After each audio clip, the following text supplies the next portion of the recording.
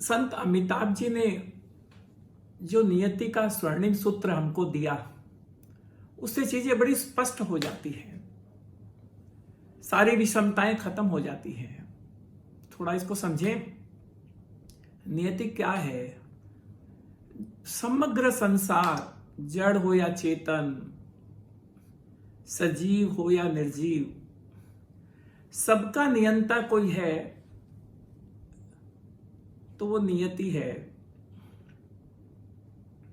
नियति को अलग अलग शब्दों से भी हम बताते रहते हैं। कोई इसको डेस्टिनी कहता है, कोई इसको the will of God, the supreme will, संयोग, प्रारब्ध, होनहार, आदि आदि। महात्मा गांधी ने भी किसी प्रसंग में कहा है, there is some indefinable mystical power which pervades everywhere, which controls everything, which everybody can feel but none can see it.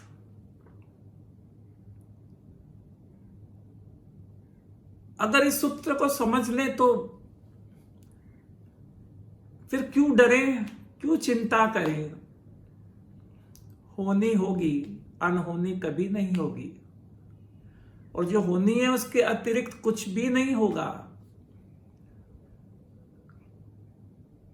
उसमें कोई कटौती भी होने वाली नहीं है। हम समझें या ना समझें, हम जाने या न जाने, नियति के प्रभाव से मुक्त नहीं हो सकते हैं। कोई व्यक्ति विश्व विजेता बन सकता है, नियति विजेता नहीं। और जब इस सूत्र को समझते हैं तो दो वरदान प्राप्त होते हैं जो अन्यथा नहीं होते हैं। एक है अभय का और एक है निश्चिंतता का। इस अभय से, इस निश्चिंतता के भाव से हमारा व्यवहारिक पथ भी प्रशस्त होता है, हमारा आध्यात्मिक पथ भी प्रशस्त होता है।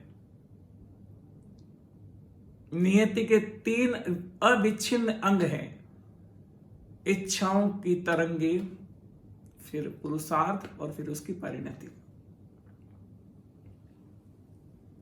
मैं आप किसी के बस में नहीं है कि नियति के अवरोध क्रम को रोक सके। हम सब नियति के हाथों उपकरण हैं, वो करवाती है, वो हम करते हैं या करना पड़ता है।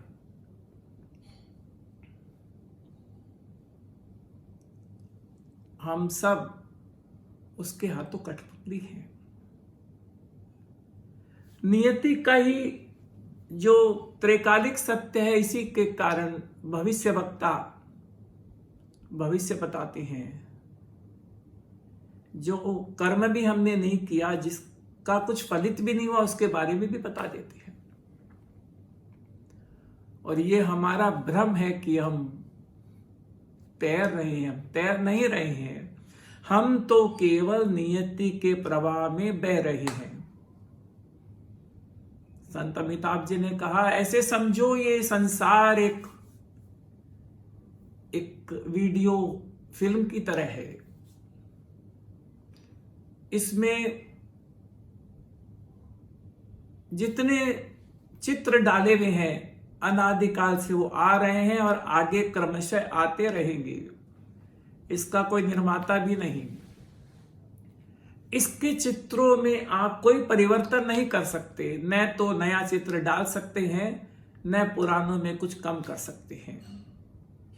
और इसका कोई स्विच बोर्ड भी नहीं है कि आप ऑन करो, ऑफ करो। अगर संसार में कुछ विश्वसनीय है तो यही है, होनी होगी, अनहोनी नहीं होगी। इससे हमारी मानसिक विषमता बहुत कम हो जाती है, हमारा भय समाप्त हो जाता है, अद्भुत निश्चिंतता का भाव अंदर में जन्म लेता है।